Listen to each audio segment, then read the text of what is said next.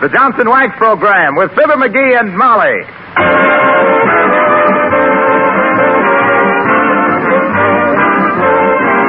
The makers of Johnson's Wax and Johnson's Self-Polishing Glow Coat present Marian and Jim Jordan as Fibber McGee and Molly with Donald Novis, Bill Thompson, the Paul Taylor Choristers, and Billy Mills Orchestra. The show opens with Great Day.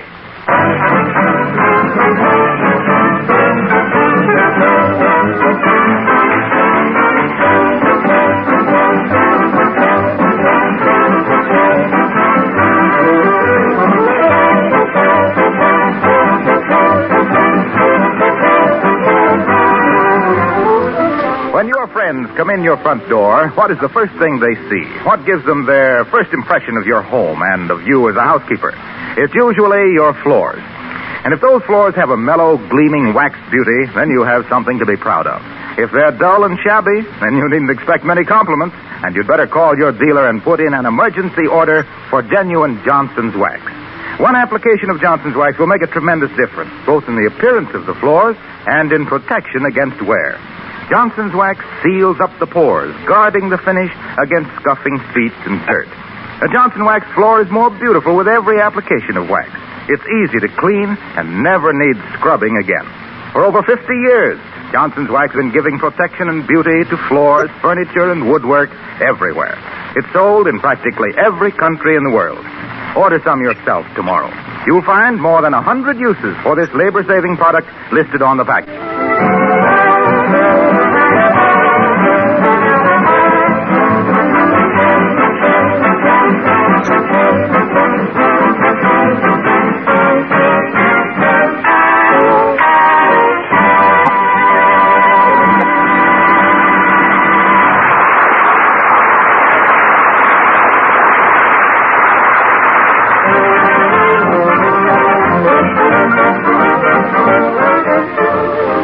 With the winter dramatic season sneaking up on us, there's been a great public clamor for Fibber to revive his original play, Hiawatha, which you may remember had a long run at the Bijou Theater one night in November 1936. And here in the living room at 79 Wistful Vista discussing the revival, we find Fibber McGee and Molly.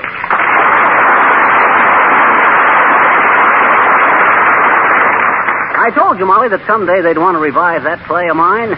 Heavenly days. I don't know how they could revive anything as dead as that. Oh, I don't know. I think it's a pretty catchy little play.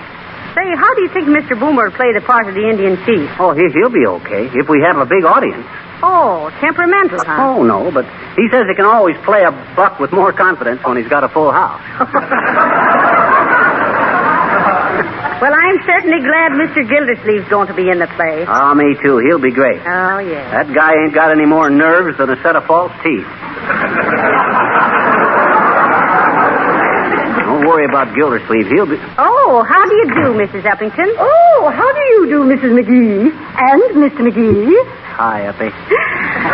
I just thought I'd drop in and discuss this afternoon's rehearsal with you. It went splendidly, didn't it? Oh, I don't know, Uppy. Some of those characters and didn't... you are simply magnificent as a director, Mr. McGee. Oh, well... Now tell me, when did you first become interested in theatrical work? Oh, well, I'll tell you, Uppy. When I was only 7 years old, I went to a corn carnival in Peoria. They was advertising a peep show for 25 cents, and when I went in, all they had was a box of baby chickens.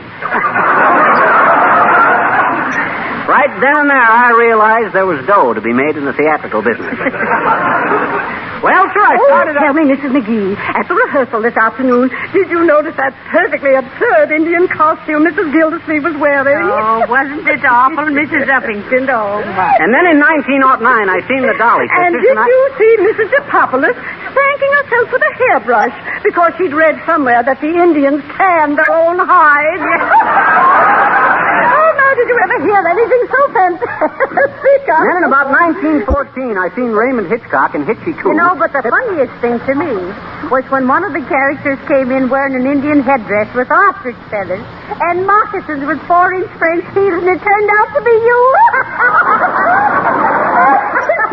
Wasn't that perfectly ridiculous? Nice, it looked so terrible. Oh, why, you mean me. Really, my dear. My costumer assured me. And from there I went to Hollywood, where I got a job as a director for school kids at a busy intersection. Well, sir, I was... Oh, and did you see Mrs. Tooth? Did you see her in that Indian princess costume with the bustle? Yes. Wasn't that a scream, Mrs. Oh, it's simply revolting, my dear. I spoke to her about it myself. I said, really, Mrs. Toops, I said, is that a bustle or has your papoose slipped?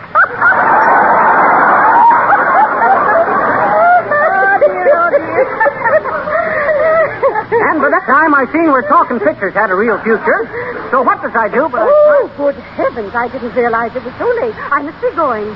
Oh, and thank you for that wonderful talk about the theater, Mr. McGee. Huh? Well, goodbye.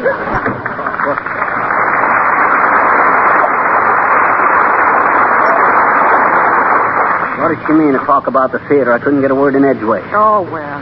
The way you gals like to rip each other up the back, it's a wonder you ain't born with zippers on your spine. Thank goodness we got some good male characters in this play. Say, how will Mr. Gildersleeve do? Oh, I say, don't worry about him. He's wonderful. Why, he's the only guy in the whole bunch that I'm absolutely sure of. Oh. You see, he's in the big moment of the play. That's where I come in. Oh. Come in. Oh, hello, Mr. Gildersleeve. We were just talking about you. Yeah, I was just saying, Trocky, old man, that if everybody in this show was as dependable as you... McGee? Huh? I can't go through with it. What? What you mean, Gildersleeve? Well, frankly, McGee, I don't know. How do you feel when you have stage fright? Why, that's easy, Mr. Gildersleeve.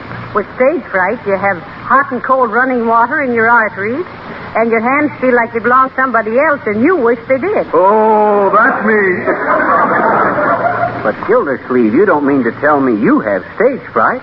Why, I was depending on you. I'm sorry, McGee. My goodness. I don't know what's come over me. Well, I'm simply terrified. Oh, well, that's too bad, Mr. Gildersleeve. Oh, come, Trucky. You can do it all right. After all, I seen you make a speech at the annual Rotary Club's banquet and never even fiddle with a fork. Yes, McGee, but that's different. I've been making that same speech for 20 years. But this... No, I can't do it, McGee.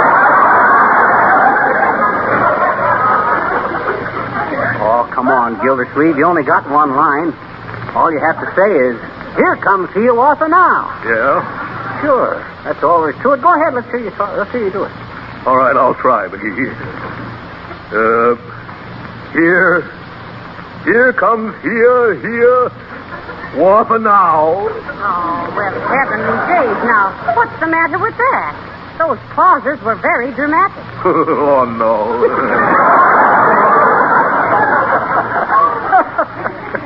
Why, shucks, Gildersleeve. You ain't got a thing to worry about. Being nervous makes just for a good performance. Well, I don't know, McGee. And I know what I'm talking about, too. Why, when I was only a kid 3 years old, I started to be interested in theatricals. Why, when I was 4, I built my first theater out of a box that my father brought home from the office. Box Office McGee, I was known as in the day.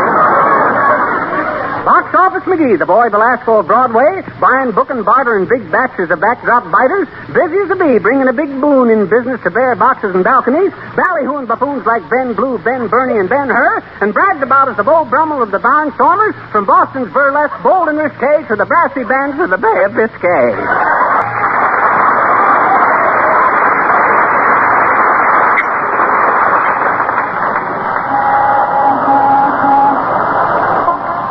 Molly, I got to get to the theater in time to check the scenery and costume.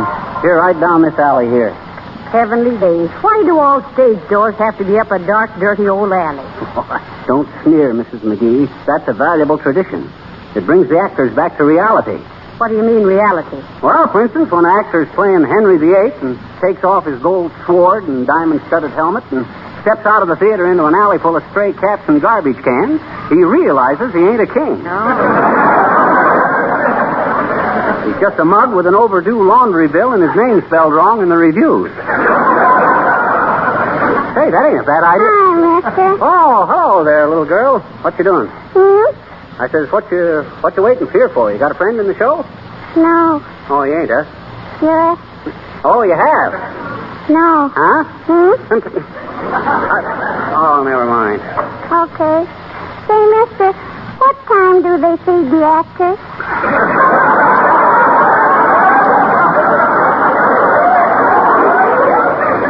Well, that's a tough one to answer, sis. A lot of actors have asked that same question.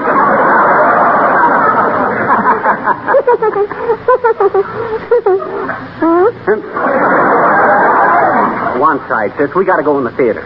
Oh, well, gee, can I please have your auto giraffe? And can I please? And can I?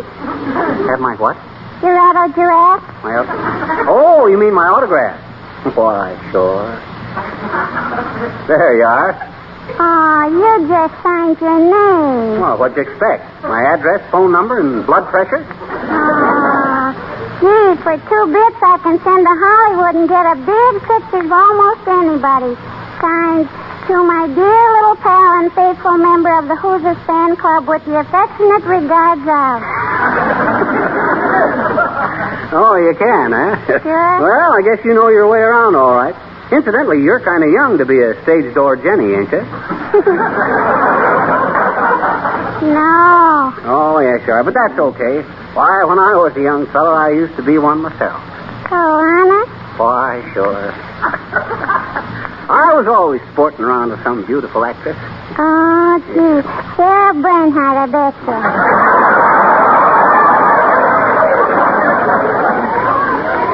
Well, I wouldn't go that far back, sis. You hear her talk, Molly? She don't even know what a stage door Johnny is. Oh, yes, I do. Oh, no, you don't. Oh, yes, I do. Oh, no, you don't. Oh, yes, I do. Oh, what is it then? Well, a stage door Johnny is a chap who hangs around with orchids in his hand and dough in his jeans, waiting for a chorus girl with knots in her legs and larceny in her hide.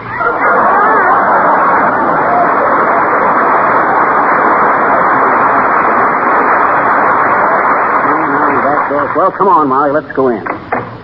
Sorry there, kids. You can't come in. Actors only. What do you mean, actors only? Oh, hello there, Johnny. Hello, daughter.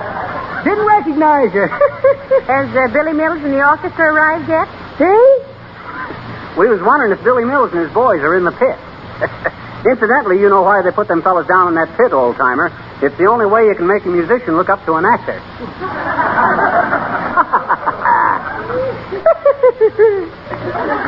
That's pretty good, Johnny. That ain't the way I heard it. The way I heard it, one feller says to t'other feller, say, he says, I just read where there's more horses in this country than there ever was. Think you'll ever replace the automobile? Nope, says t'other feller, not entirely. Anyway, not until they can cover baseballs with the skin of a Buick. Say, you kids better get dressed. Okay. Come on. All right, folks, now has everybody got their parts? All the costumes okay? Say, Fibber. For goodness sakes, Mr. Wilcox, not so loud. They'll hear you out front. Oh, I'm sorry. Well, I'm glad to see you got a good-looking Indian costume, Harlow. Thanks. Say, do you mind if I make a little curtain speech to kind of tie in with the show?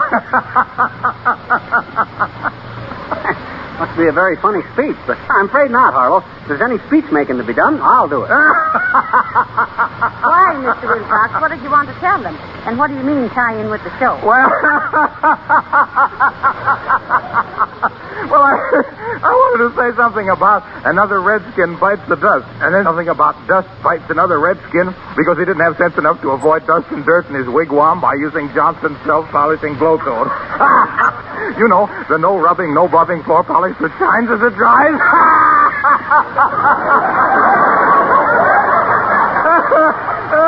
I think it'll be very neat. Hey, what's the matter with you, Wilcox? That was a cute idea, but it wasn't that good. It wasn't? Why? Oh, I guess it wasn't. Well, what on earth is so amusing? What? Oh, you mean what am I laughing at? I can't help it. The feathers in this darn headdress keep tickling the back of my neck.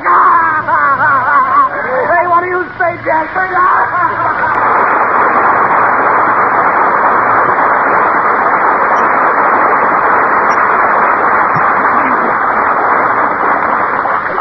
Ladies and gentlemen, that beautiful number by Donald Novis and the Paul Taylor choristers denoted the lapse of 2 hours and 2 acts of Hiawatha. So we proceed with the third smashing act of this gripping drama.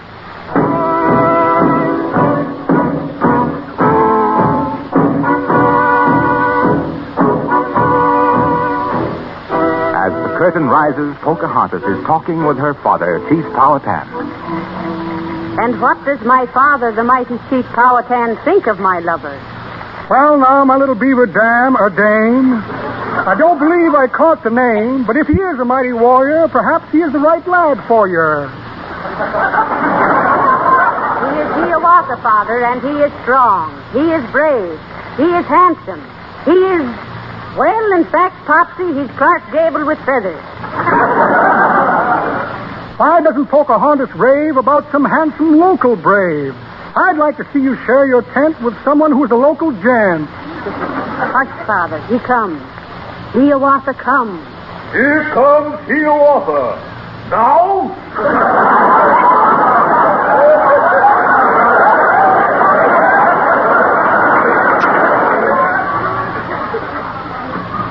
Hi, Pocahontas. Hi, Hiawatha. Whither comest thou hither from? From the shores of Hoochie Coochie, from the shining Big Sea water, I have come for Pocahontas. Tell your dad I want his daughter. Welcome, welcome. Keep our toopee, or to our teepee. Hiawatha, mighty warrior. Listen, Pokey, tell your father not to sneer at Hiawatha. If he does not care for strangers, he is just a dog in manger. Say not so, my Hiawatha. He is but the chief, my father. He is old, and though he's flighty, he is Powhatan the mighty. Father, this is Hiawatha. Hiawatha's me boyfriend. Hello, my boy. I hear you're smarting. Smoten. Smitten.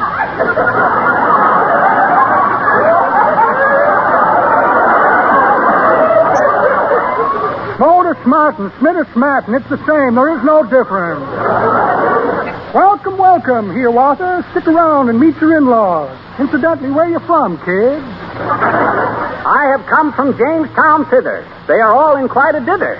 They are planning a Thanksgiving. They should be thankful. They are living. And what of us, my Hiawatha? How does this affect the Redskins? We are all invited hither. They're having turkey, and I love it. It's a break. We must not muff it. I should say so, Hiawatha. I always think that I have got luck when I'm asked to share some potluck. But the sky looks like we'd have wet weather, so I'll go put on my rubber feather.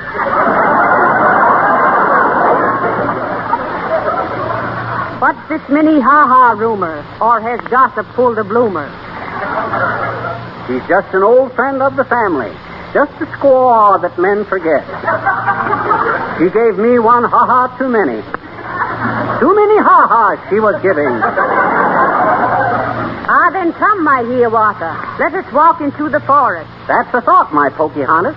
We will walk by spruce and birch trees, by the whispering pines and hemlock, By the gurgling streams and brooklets. Buy a can of Johnson's Glow Coat. By and large, it is the finest. Oh, you got me. Hiawatha never misses. Come on, Pokey, let's try some kisses. Ah, what is that? I hear a crashing. Hark, if you can stop your mashing. It's probably a bear or plover. Or Henry Wadsworth turning over.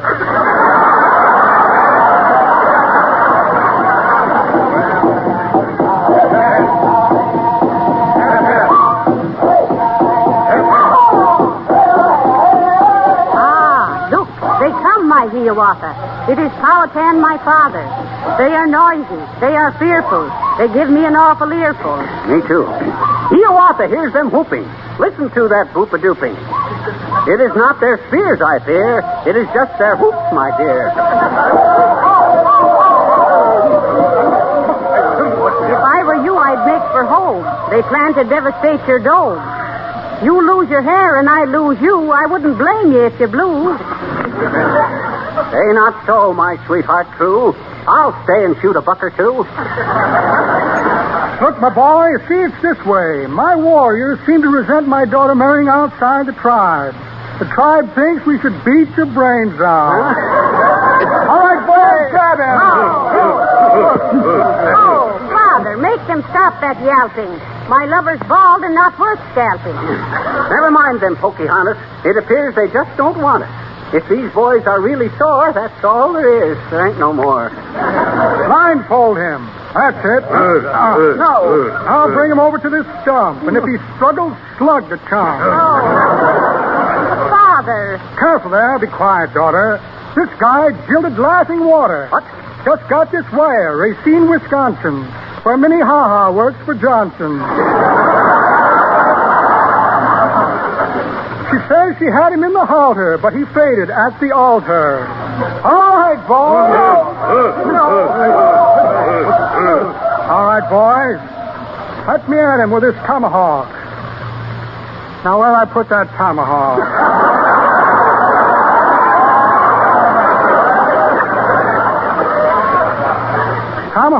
Tomahawk. I have it right here someplace. Right. Let's see. Here's a postcard from my boot black.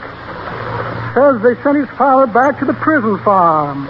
Oh, well, nothing like making hay while the sun shines. Credit card on a Chinese flop house.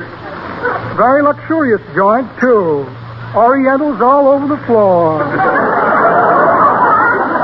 A check for short beer. Well, imagine that. No tomahawk. Guess I'll have to use this war club. Ooh. Ready, boys? When I say 3, bash his brains out. Maybe we should have brought a smaller club. Oh, Hiawatha, darling, do not let them bump you off. Goodbye, Pocahontas. Tell the costumer I died with his moccasins on. Not so, my boy. We cannot do it. If we went on, we both would rue it. Hey, what you mean, Powhatan? History says you were saved. Huh? And who am I to make a mug out of history? Oh. You are saved. Hiawatha is saved, and we will live happily ever after. Oh, where's the applause? Didn't they get the idea? Didn't who get the idea? The audience. Oh, them. They went home long ago. Low brows.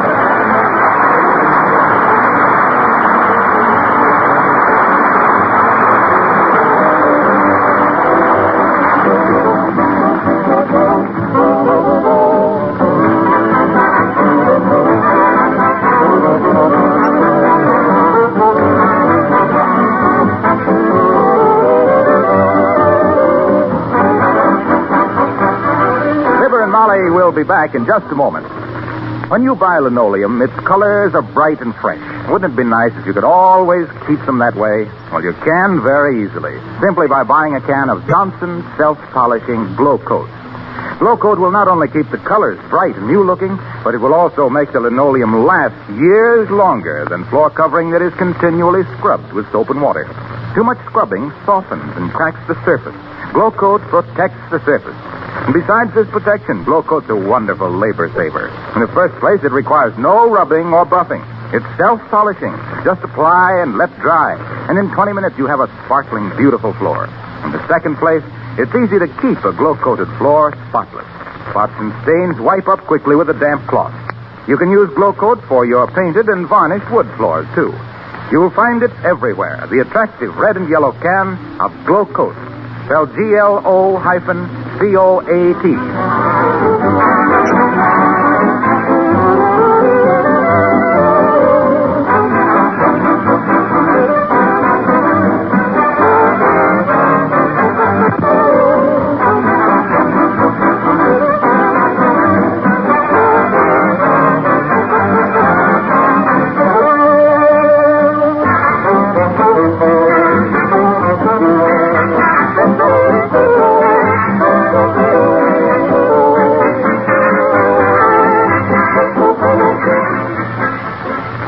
Sorry to announce that Donald Novus, who has been with us for more than a year, leaves tonight for a personal appearance on the concert tour. Yes, and we're very happy to have had you with us, Don. And We all wish you every success. Lots of good luck, Don. Thank you, Fibber and Molly. Good night. Good night, all.